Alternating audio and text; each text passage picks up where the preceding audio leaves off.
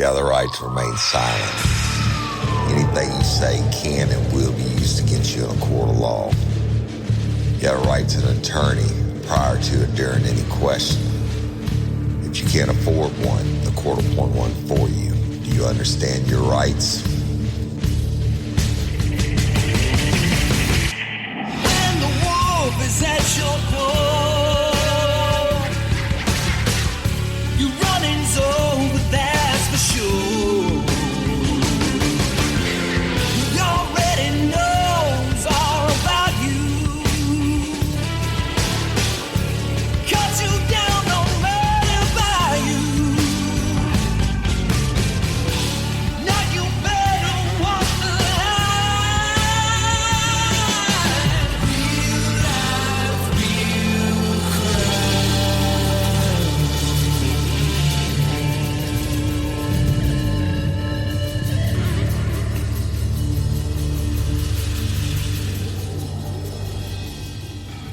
real Warning, this episode of Real Life, Real Crime, the podcast, may contain descriptions of acts of violence or that of a sexual nature and should be for people that are 18 years or older.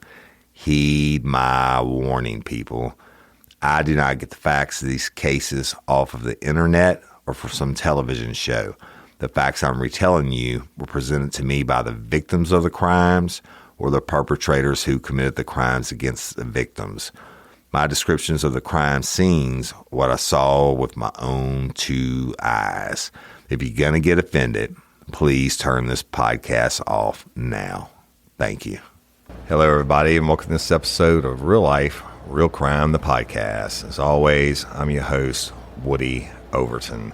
Today, y'all, I'm going to be concluding the series. I'm hoping to conclude the series on death penalty. Bringing it to you, we're really talking about Miss Christy O'Pry, and I'm going to give it the family, and we're going to do a call to action after this. But I skipped through, I know y'all tired of me reading these courtroom transcripts.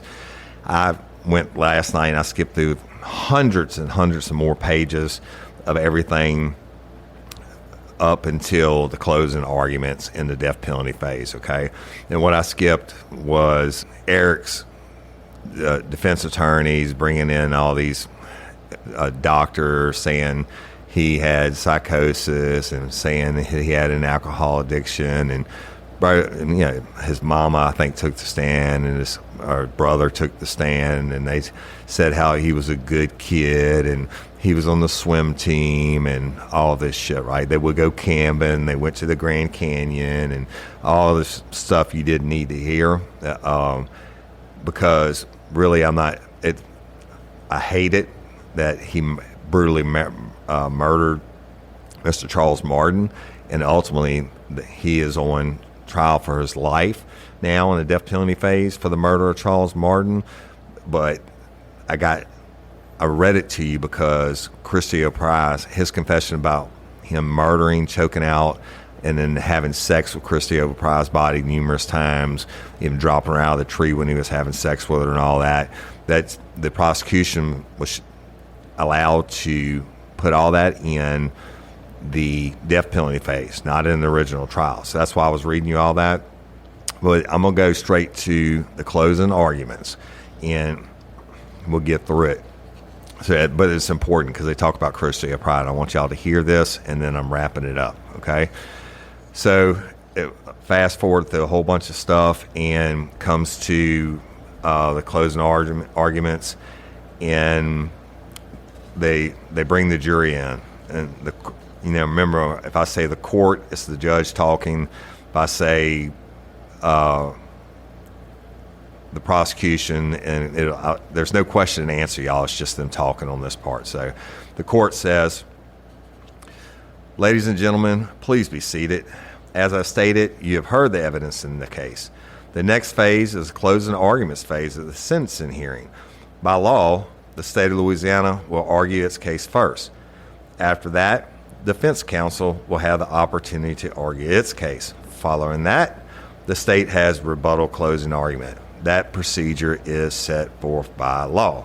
After closing arguments, I will then read you the law that you are to apply to your deliberations in this case, and then you will deliberate with the hopes of reaching a verdict. All right, State of Louisiana, closing arguments. All right, real brief, y'all. I'm not going to read y'all there's hundreds and hundreds of pages after the closing arguments that they send the jury out. They have to agree upon the instructions for the jury, what they can consider and shouldn't consider. I'm not going to read all that. I just want to read you these closing arguments because they're important, all right? Closing arguments. Mr. Everett, y'all, who's the prosecutor for the state of Louisiana, he says, "Thank you, Your Honor. First of all, ladies and gentlemen, I want to tell you how honored I have been this last week to have been able to present to you this case, this very serious, important case. And I understand all of you have made a tremendous sacrifice and taken a week out of your lives to hear some things that I can't imagine anyone would want to have to sit and listen to. So I want to let you know how honored I am to have been able to help present this to you, ladies and gentlemen, for this decision. There's some legal concepts I want to talk about in this part of the trial. The state's burden is to prove an aggravating circumstance beyond a reasonable doubt. Those aggravating circumstances that the state has alleged in this case are that the offense occurred during the course of a robbery and an aggravated burglary. Ladies and gentlemen, by us being here, I believe those elements have been proven during the guilt phase of the trial. No doubt about it. You have heard the evidence that this was an aggravated burglary. The defendant intentionally entered Charles Martin's house with the intent to commit a felony or theft inside that house and committed a battery on Charles Martin. You've heard of robbery. He took things of value from Charles Martin's immediate possession inside the bedroom through the use of force or violence. You saw the injuries on Charles Martin, who sustained those. You heard the defendant's statements. There's no doubt those aggravating circumstances have been proven. You've heard that the victim, the 65 years of age or older, 86 years of age, 86, another aggravating circumstance has been proved beyond a reasonable doubt. With that finding, that means the death penalty is an option in this case. The death penalty or life imprisonment. Those are the options we're talking about. No doubt about it. The death penalty is an option we can consider in this case. Now, ladies and gentlemen, I don't want us to lose sight of what this penalty phase is for. This penalty phase is the appropriate penalty for the murder of Charles Martin.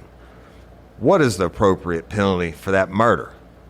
As part of that, we look at the circumstances of the offense itself.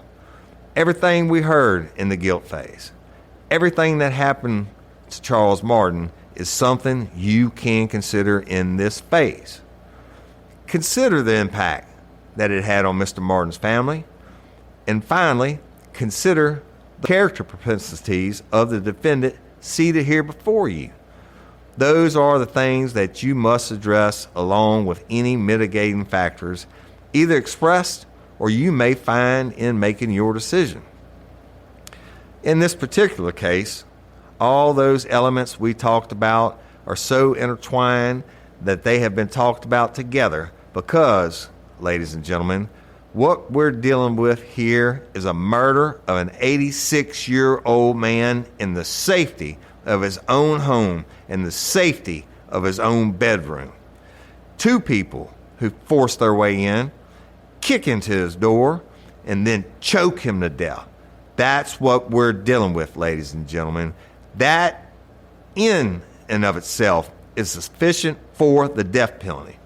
Absolutely, it screams for the death penalty in and of itself. But in this case, it's so much worse.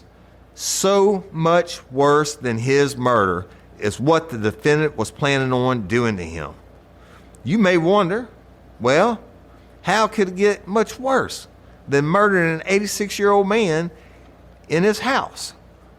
Well, let's go to the night of July the 11th, 2006, where the defendant and his girlfriend, Beverly Arthur, proceeded in the middle of the night to Charles Martin's house, where he lived by himself in that quiet residential neighborhood.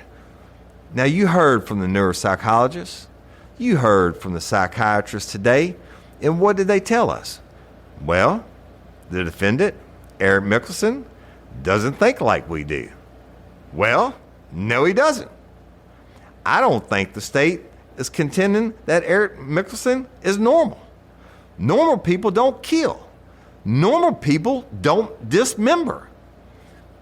But what did you also hear from the defense witness in this matter? What did you also hear? Well, Eric Mickelson is impulsive.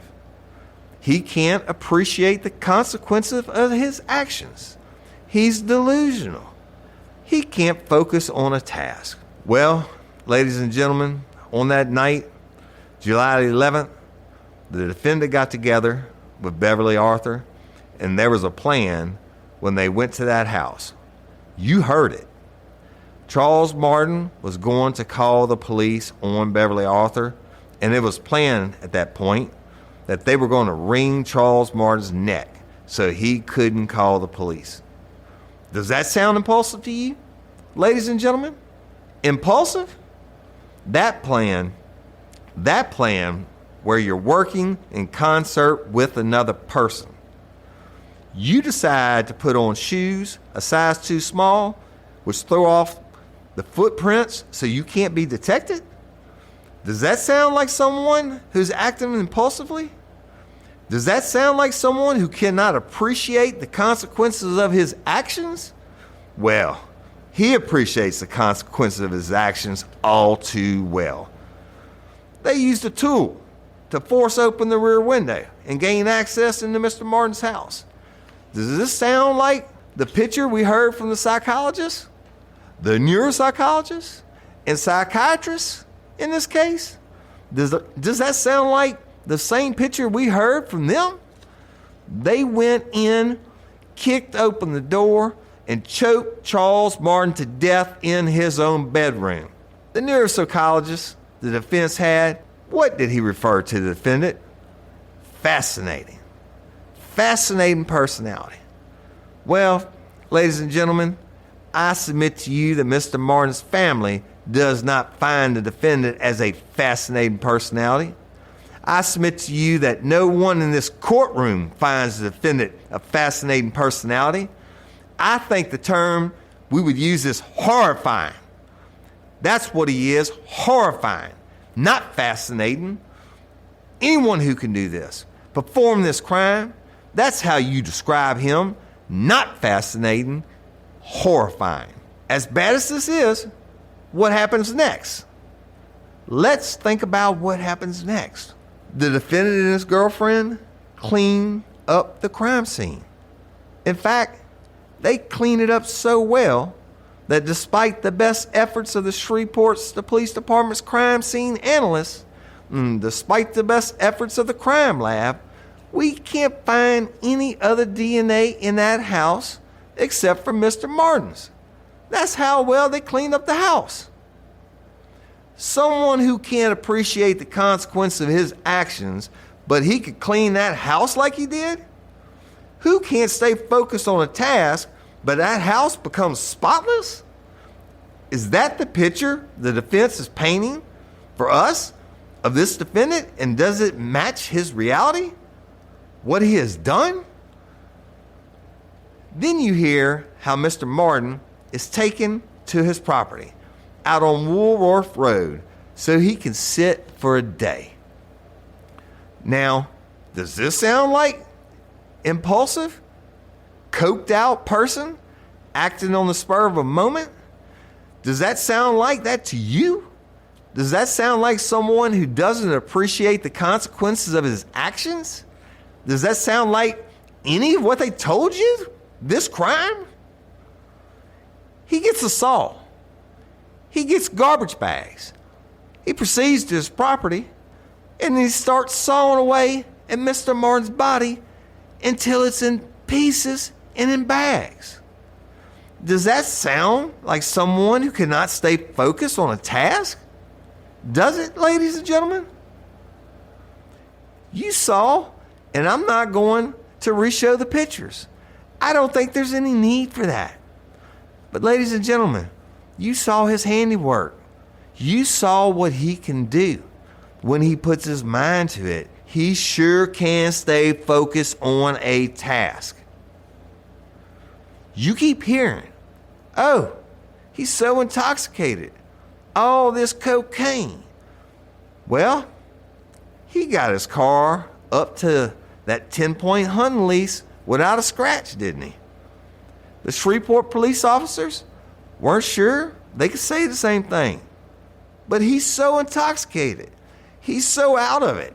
He's so mentally ill. He's so delusional. That's another thing, delusional. You heard that bannered about. He's delusional. Well, ladies and gentlemen, you heard his recollection of the crime scene, and you heard his recollection of how he disposed of Mr. Martin's body. He had a picture-perfect recollection of how he killed Mr. Martin and how he disposed of the body, and it was all accurate. Spark something uncommon this holiday with just the right gift from Uncommon Goods. The busy holiday season is here, and Uncommon Goods makes it less stressful with incredible hand-picked gifts for everyone on your list, all in one spot. Gifts to spark joy, wonder, delight, and that's exactly what I wanted feeling. Hey, y'all, I ordered a super cool piece. It's a candle with a sculpture of LSU's Tiger Stadium on top of it. And each officially licensed laser cut wooden replica features up to 4 layers of detail, creating a bird's eye view of a specific football field, seating section, and more. And every label includes your stadium's name, the team's logo, and school location. And it has a coconut, soy, vegan wax infused with sandalwood smell that creates tailgates and touchdown scent profile, reminiscent of game day. It's invigorating like fresh cut grass and nostalgic like smoke from a pre-game grill, and calming like the crisp autumn air of a new semester on campus. Y'all, I love it. I have it at the base of my TV, and I'm ready to watch the Tigers play on Saturday night, right? Uncommon Goods. Look, when you shop at Uncommon Goods, you're supporting artists and small independent businesses. And many of their handcrafted products are made in small batches. So shop now before they sell out this holiday season. Uncommon Goods looks for products that are high quality, unique, and often handmade or made in the U.S. They have the most meaningful, out of the ordinary gifts anywhere. They even have gifts you can personalize. From holiday host and hostess gift to the coolest finds for kids to hits for everyone from the book lovers to diehard sports fans. Uncommon Goods has something for everyone, not the same old selections you can just find anywhere. And with every purchase you make at Uncommon Goods, they give $1 to a nonprofit partner of your choice. They've donated more than $3 million to date. So to get 15% off your next gift, go to uncommongoods.com/RLRC. That's uncommongoods.com/RLRC for 15% off. Don't miss out on this limited time offer. Uncommon Goods, we're all out of the ordinary. Hey, y'all, let me tell you about Gobble. All Gobble meal kits are pre-prepped. That means less work for you and less waste in your kitchen.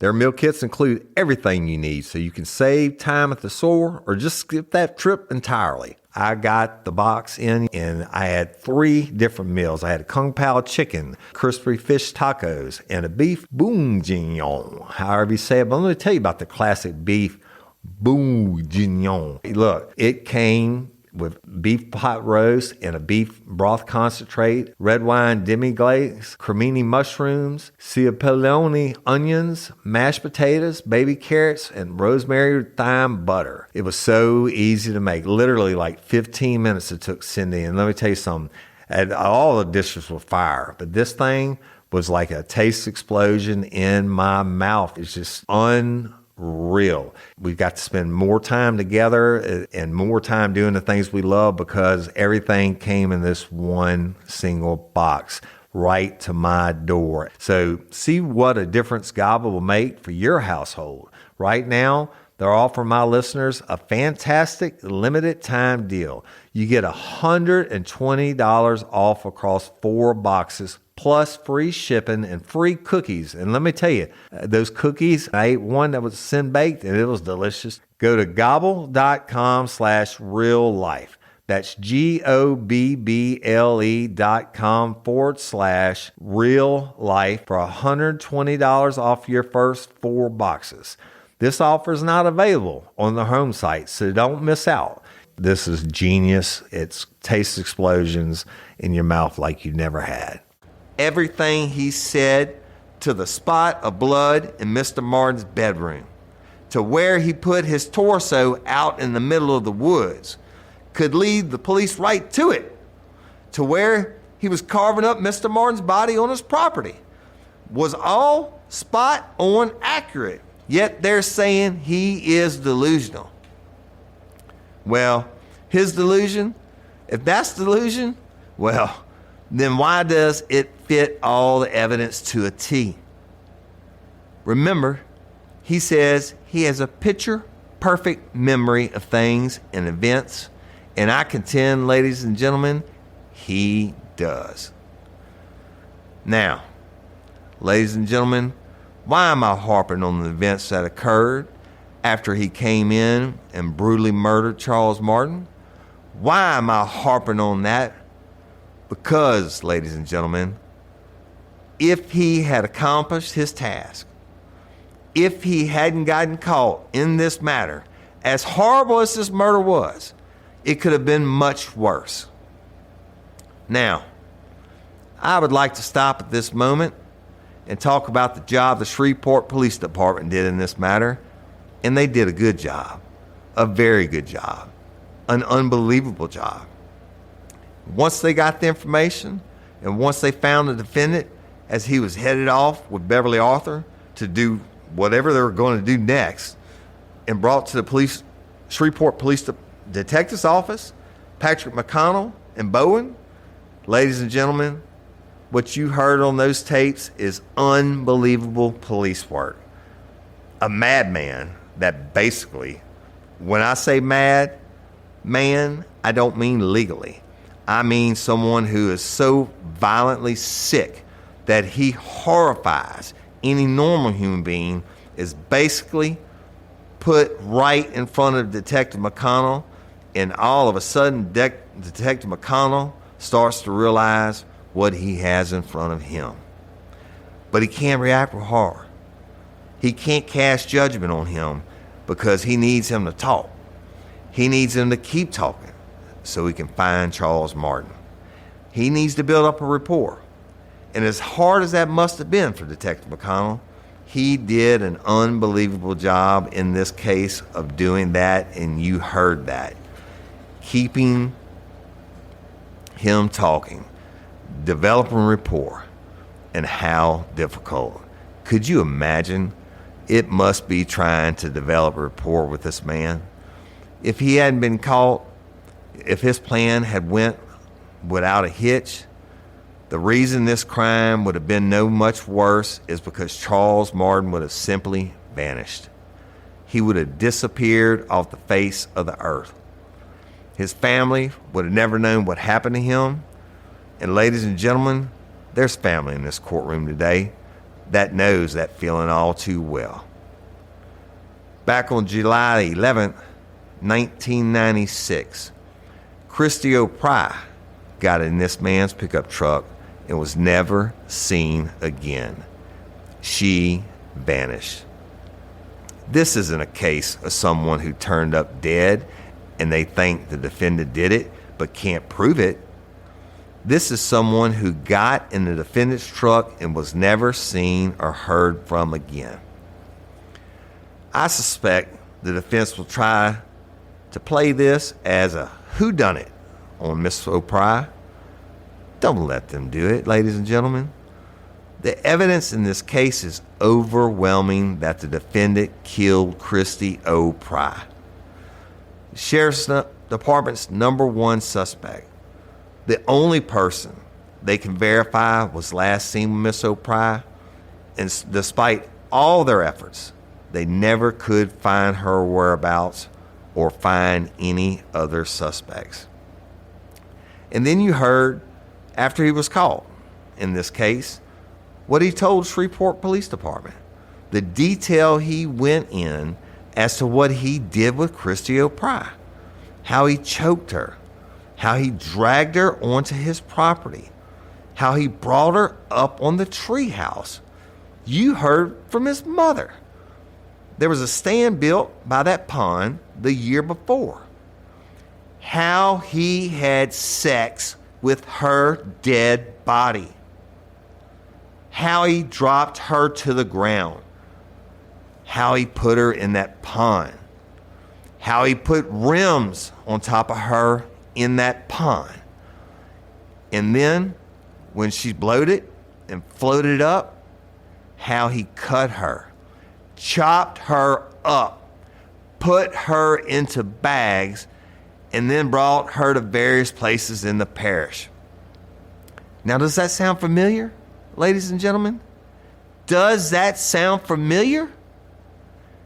Ladies and gentlemen, when the defendant killed Charles Martin, how do you think he knew Charles Martin had to go out and sit for a certain period of time before he could cut up his body? How do you think he knew that? How do you think he knew to put his body into several different dumpsters in different areas so they won't be taken to the landfill at the same time, where all the bodies will be dumped out? How do you think he knew that? You saw his handiwork up on the screen of how he cut up Charles Martin. Did that look like the handiwork of a coke addict? Idiot who didn't know what he was doing? And ladies and gentlemen, when Beverly Arthur needed to kill Charles Martin, why do you think she went to the defendant? Because he's done this before. He has made someone vanish before. There is no doubt when you heard his own words. You heard from Detective K. Ward, where she interviewed the defendant. Not that night, but the next day. Not just that night, but the next day. Then another day following that. And then 2 days later. This isn't the ramblings of someone who's under the influence of cocaine. This is someone who had complete recall of the events. Do you recall in his taped statement when they took him to the culvert, he was even able to tell the detectives, well, yeah, it does look a little different. They've done some work on it. Think about that, ladies and gentlemen. When he took the detectives to the culvert, his recall was sufficient that in looking in that culvert, he knew that it had changed since he dropped Miss O'Pry's body in it back in 1996. He remembered that. Does this sound delusional? About this platform, which we just heard was present in there, about the rims that the sheriff's department, 11 years after what he did to Miss O'Pry, were dragged out of the pond. Is this someone who sounds delusional? You heard from their own psychiatrist. Oh no, he can recall events. Absolutely, he can recall events. Yes, he can, ladies and gentlemen, and he recalled this event perfectly. 15 years ago, ladies and gentlemen, 15 years and almost a month, Christy O'Pry went missing 3 weeks before her 3-year-old daughter Jordan's 3rd birthday in August. Just vanished. Didn't take anything with her. Since then, her family has engaged the media, the police, private investigators, a psychic, the internet, in an attempt to locate her. And there's been no sign of Christy O'Pry. Nothing. There is no doubt, ladies and gentlemen, the defendant killed Christy O'Pry back in 1996. Absolutely no doubt whatsoever. You will hear from the judge or the court the burden the state has when you consider this evidence as clear and convincing. That the defendant committed this crime is clear and convincing evidence. There's no doubt this case that he did it, that he killed her. He was the last one seen with her, the only one who confessed. And there is absolutely no doubt, ladies and gentlemen, except probably, and it's probably not called a doubt, it's probably called a hope to one group of people, and that's Miss O'Price's family. If there's anyone in this courtroom who is never going to give up hope that Miss O'Price may walk through that door, is her family. Because, ladies and gentlemen, that's what the defendant did to them. He put them in a nightmare they can never wake up from. They are always going to have that hope that one day she's going to walk through the door. And every day that it does not happen, the nightmare continues for them, ladies and gentlemen. That's what the defendant did. That's what he referred to as he hopes that open sore on that family will never heal. You say fascinating? I say evil. This is an evil thought, ladies and gentlemen. To hope that type of pain on a family and on the sake of his mother, I'm glad she enjoyed those times with him in those pictures we saw. But Jordan O'Price, she's never going to have those memories of her mother. She's never going to have those pictures to show anyone because he made her vanish. He made her absolutely disappear. That's the evil I'm talking about. That's the maliciousness that he knows so well. That open wound, he hopes never heals on the O'Price family. Why this defendant deserves the death penalty, ladies and gentlemen, is because after he did that, he goes and tries to do it to another family, Charles Martin's family. And if the police hadn't called him, he'd have gotten away with it. That's the evil maliciousness I'm talking about. You heard the psychiatrist. They said, well, whenever we're talking about his killing, we're not talking about everything he did afterwards. That has nothing to do with that. Well, that's the evil, ladies and gentlemen. He was going to make Charles Martin vanish where his family would have no idea what happened to him. You recall the picture that his granddaughter, Stacy Tramp, put on his door? That feeling, Grandpappy?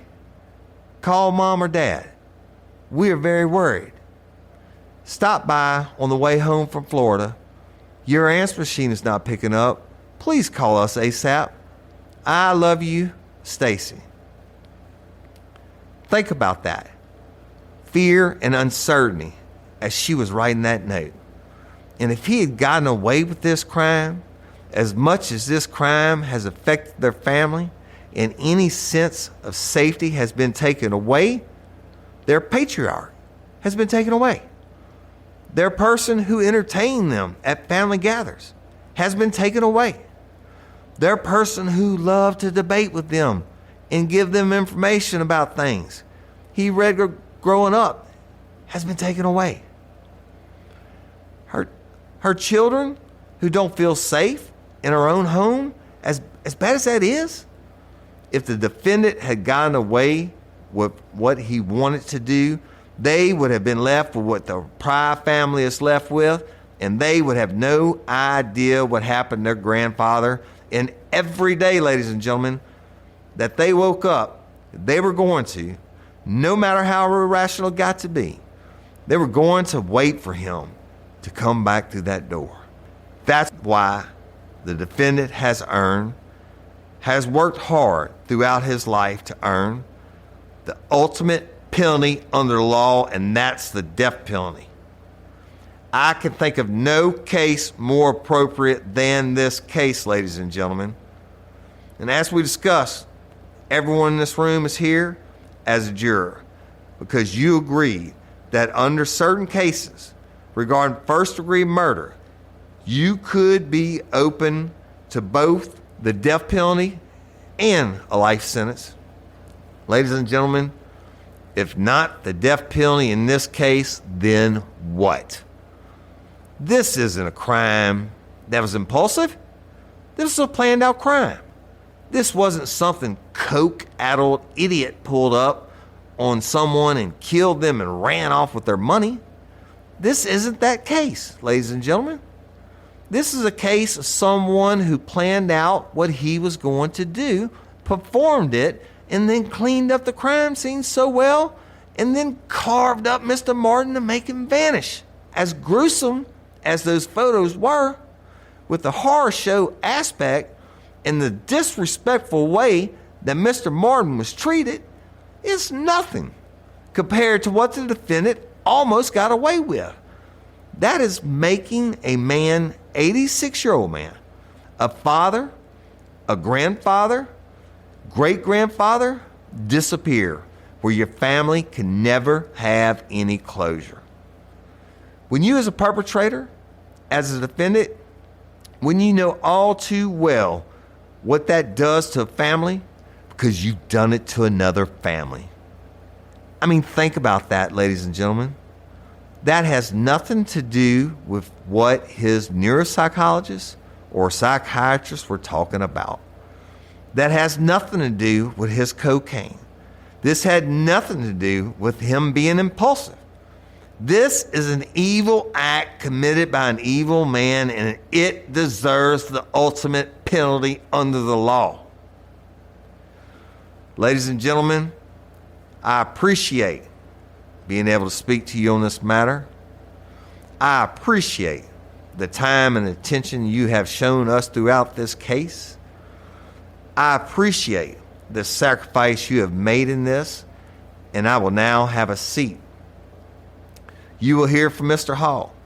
He will give the final rebuttal for the state, and once again, I appreciate everyone's time. Thank you. The court, the judge, y'all. All right, defense counsel, and y'all, I'm going to get as far as I can. Mr. Price for defense counsel begins. What do you say when you're trying to save a person's life? Well, I wish I could stand up here and tell you that Eric Mickelson is a law-abiding citizen of Caddo Parish, and he contributed a lot to the community. We all know that's not true. We all know we're starting off with, right now, with a decision that Eric Mickelson is a convicted murderer. Convicted of first-degree murder. The worst there is in Louisiana. No doubt about it. Convicted of a crime that you have decided is bad enough for first-degree murder. Every first-degree murder has bad facts. Horrible facts. Has horrible effects on the individuals who are affected by it. So number one, let's recognize that the answer is not questioned by focusing on the facts. And of course, that's the state's job. They got plenty of facts to throw at you that are designed to affect your emotions. When I saw those pictures, boy, it affected me. When I heard people talking about it, it affected me. I'm sure it affected you as well. That's what that kind of evidence does. It acts on your emotions. But when you're in a court of law, though, and we ask you to kind of set aside your emotions, we ask you to decide this case dispassionately. We ask you to decide this case on the law and the facts. I think you start out by figuring out what sentence is appropriate for this man who committed these crimes. And for this parish, which was harmed by the acts and that we've been talking about. Kind of a three-part question here. If you could figure that out, I think you're really covering all the bases. Because you got the punishment, which obviously you want to do. You want to punish Eric Mickelson. No doubt about that. And that is appropriate under the law. You consider, as the law says, the individual. You got to consider the individual characteristics of Eric Mickelson. but you also consider the parish, meaning the people. Here's who were affected by this. Whether that is the Martin family or whether that's you as a people who live in this parish and are understandably affected by the crime in this parish. Well, let's start with what you should not consider, and that's this Christio pride business. I've been waiting for somebody to prove to me in court that she is dead, and I haven't heard that. Now, I know Christio pride disappeared a number of years ago, but I have not heard any evidence that a body was found. I have not heard of any evidence of anybody saying she is dead. I know that for a fact. I can show you these circumstances which prove to you she's dead. The legal standard that gets applied to this kind of thing is a little bit confusing. So let me read that to you, and the judge is going to read that to you in the charge to the jury. We use the burden of proof, clear and convincing evidence. Not reasonable doubt, but clear and convincing evidence. That is evidence indicating that the thing to be proved is highly probable or reasonably certain. This is a greater burden than the preponderance of the evidence, the standard applied in most civil trials, but less than the evidence beyond a reasonable doubt, the standard for guilt determination phase of a criminal trial. Hey, y'all, changing my wardrobe from summer to fall, it's never easy. Luckily, Quince offers timeless and high-quality items I adore, ensuring my wardrobe stays fresh and I don't blow my budget. And there's nothing easier than going to Quince and choosing these high-quality items, like cashmere sweaters from $50, pants for every occasion, washable silk tops, and so much more. The best part? All Quince items are priced 50 to 80% less than similar brands.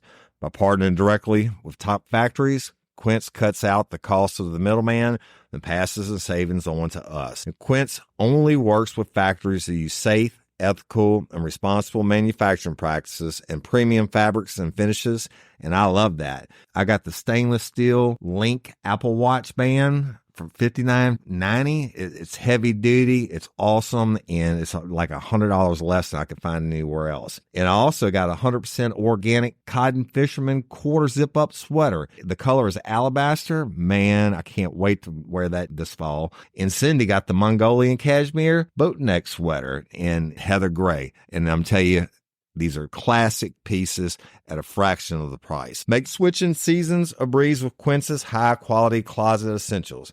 Go to quince.com/RLRC for free shipping on your order and 365-day returns. That's QUINCE.com/RLRC to get free shipping and 365-day returns. Quince.com/RLRC. You'll thank me later. Hey, ladies, are you feeling overwhelmed by hormonal changes? Well, you're definitely not alone. There are more than 1,000 hormone disruptors living in our environment right now. It's in your food, your water, the air you breathe, the clothes you wear, your skincare products. They all mess with your hormones. Then there's the natural hormone changes your body goes through, premenopause, menopause. And while it's a natural process, it doesn't mean you have to suffer through it.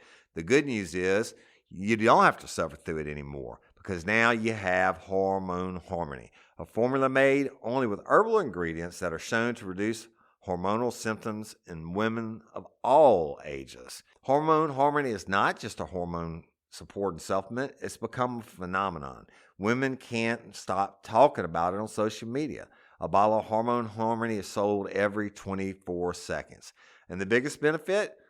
Well, my wife says it makes her feel like her own self again. And that's what women mention over and over in the reviews. And there are over 30,000 reviews for Hormone Harmony. And for a limited time, you can get 15% off your entire first order at happymammoth.com. Just use code RLRC at checkout. That's happymammoth.com and use code RLRC for 15% off today. That's happymammoth.com and use code RLRC. And what I take out of there, evidence and indicate that the thing to be proved is highly probable or reasonably certain. Can we be reasonably certain, or is it highly probable that she is dead? Can we make that statement just from the fact that she disappeared? I don't think so. We heard a number of people describe her situation as pretty chaotic. It was abusive. Her boyfriend beat her. Her boyfriend broke her wrist. Not just beat her, but was breaking bones. When her family tried to help her out and buy a car, the boyfriend sells the car, and apparently the same day sells her stuff. So much that her sister said by the time she disappeared, she was down to that used sofa and pretty much her own personal possessions, and that was about it.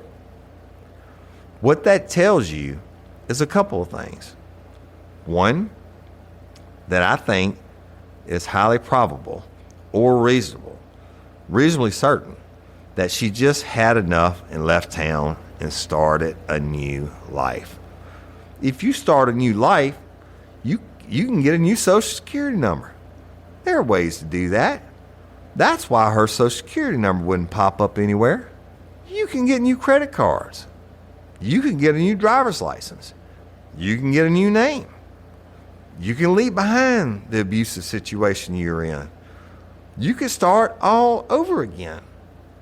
Whether that's in East Texas, whether it's in Atlanta, or any number of places that people can just disappear to and start a new life. And I suggest to you, the evidence shows that this is highly probable or reasonably certain.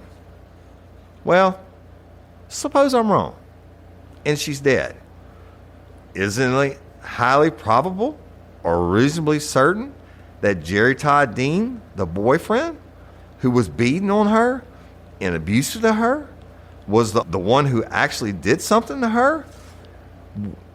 We heard that she had left him times on several other occasions. Could she have told him, this is it? I'm out of here. I'm tired of you selling my stuff. I'm tired of the bruises. I'm tired of the broken bones. I'm tired of everything. I'm getting out of here. And he says, what a lot of crazy boyfriends say. If I can't have you, nobody can. I think under normal circumstances, he would be a prime suspect for the police. Instead, they focus on Eric Mickelson. And what the evidence establishes is apparently that Eric was the last person known to have seen her. And I don't put the tag on there alive because I think, again, the evidence is there that she may still be alive. All we know is that Eric was with her, and nobody has seen her in this area since. She may be in Atlanta, where somebody has seen her, but never has reported it here. What that tells you, I think, is confirmation of what the police said. Detective Kay Ward, she told you there's no physical evidence connecting Eric to Christy O'Pry. Detective Kay Ward told you there's no physical evidence indicating that Christy O'Pry is dead. Detective Schultz, he's the retired detective, told you he did not arrest Eric for killing Christy O'Pry because he did not have the evidence. These are the professionals. These are the detectives handling the case. These are the detectives who talk to people, collected evidence, analyze that evidence, and they tell you it's not there. What's the best way to prove that a person is dead? Obviously, a body. We don't have that in this case. The state's answer, I suspect, is Well, look to the confessions and that lengthy statement he made. And I'm going to get in that in just a second.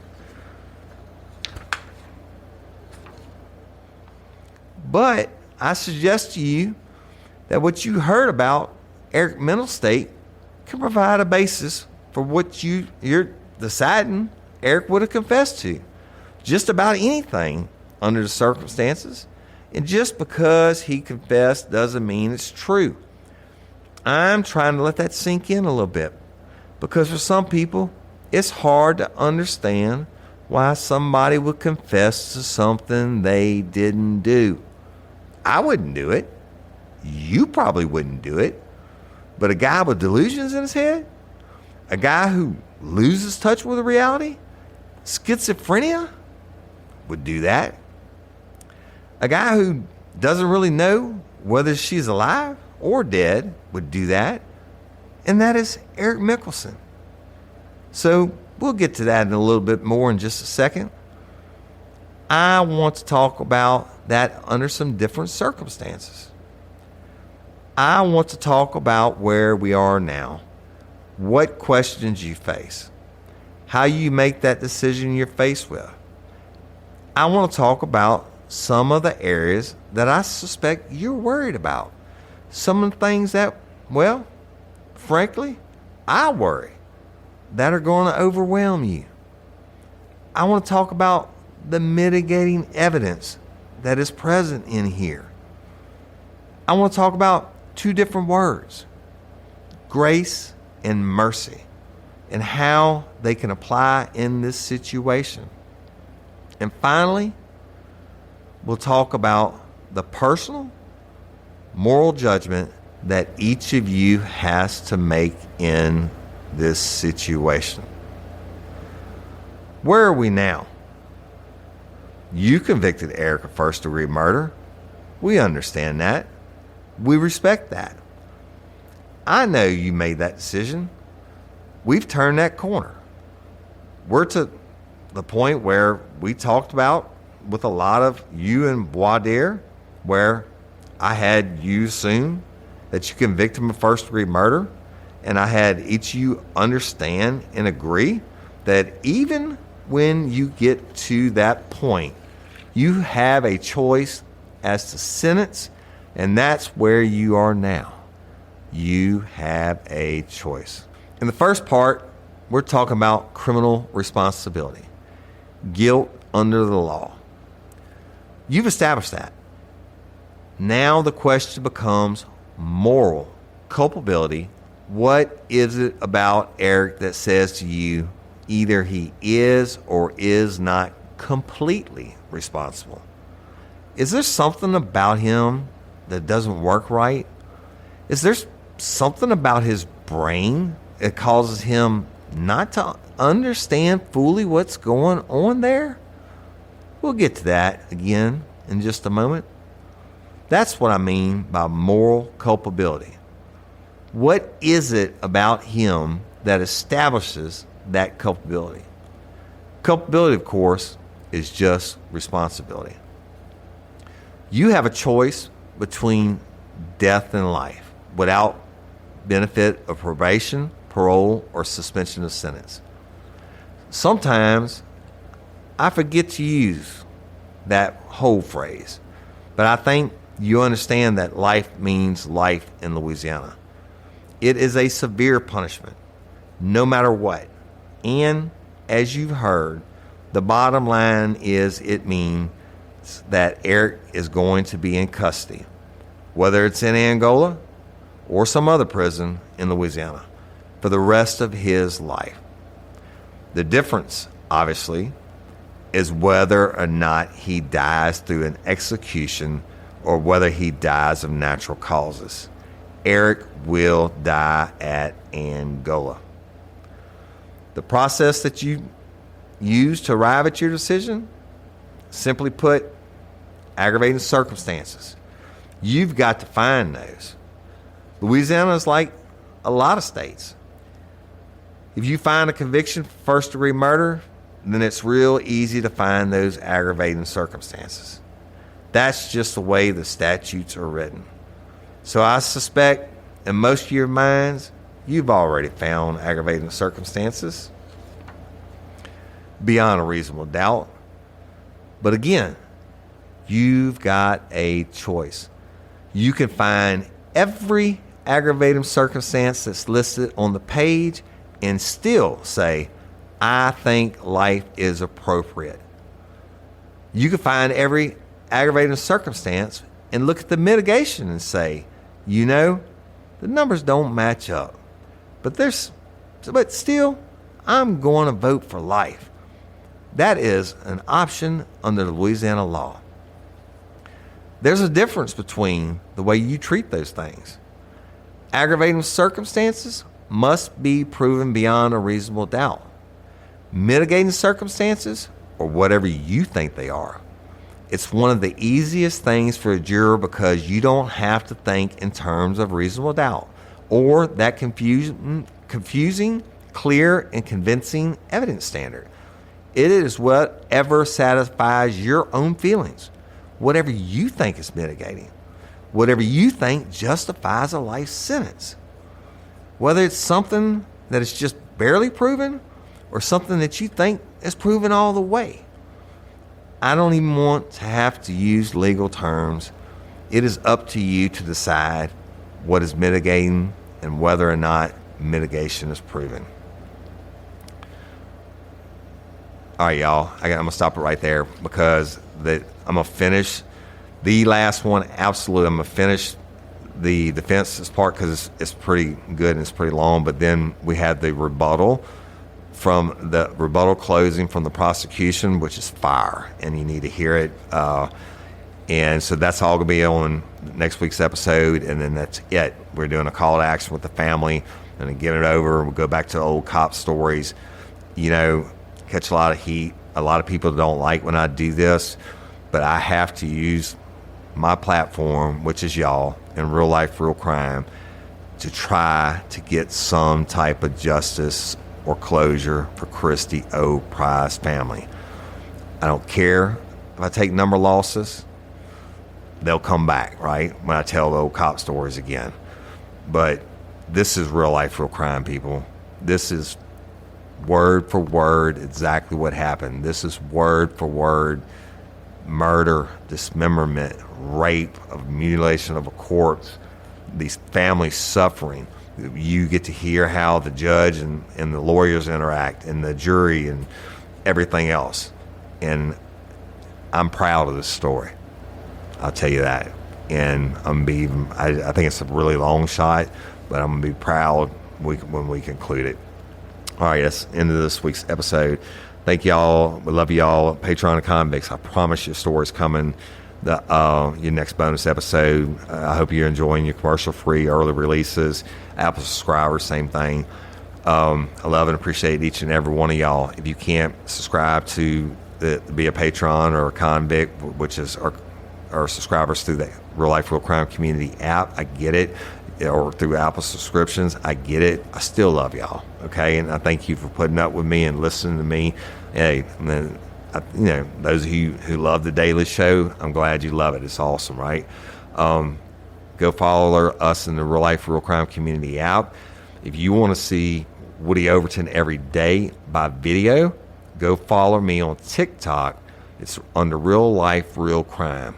Every single day, I'm posting at least one new video. Some of them are crime, some of them are cooking, some of them are funny, whatever.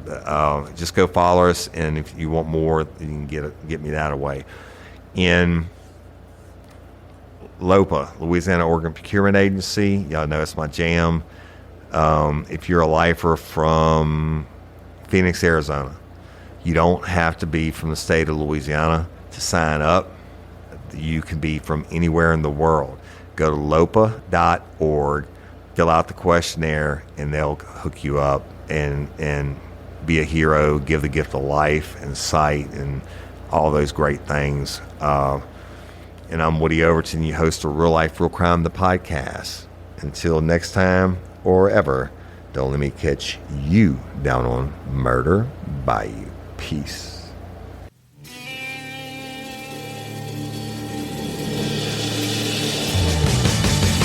You have the right to remain silent. Anything you say can and will be used against you in a court of law. You have a right to an attorney prior to and during any question. If you can't afford one, the court will appoint one for you. Do you understand your rights?